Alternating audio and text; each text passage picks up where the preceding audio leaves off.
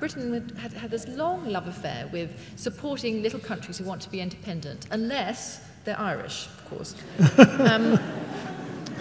And so, you know, there was Italy, there was, you know, Hungary, there was Germany, there was Poland, all these different places, Greece. So the South seemed to fit into that. So then what happens in Britain is there is this terrible strain that's been there for hundreds of years.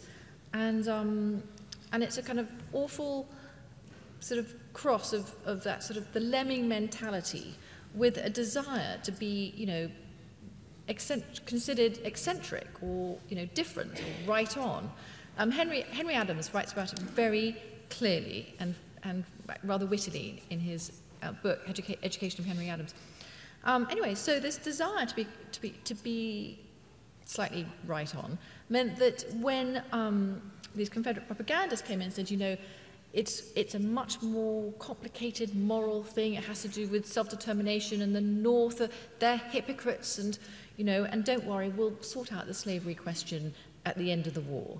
The British accepted it. They swallowed that line. And there were a few people like John Stuart Mill, who said, I'd like to remind my fellow countrymen that the South is fighting for the right to have the freedom to burn human beings alive. I mean, you couldn't have put it more bolder than that. Nevertheless, it became the fashionable thing to do.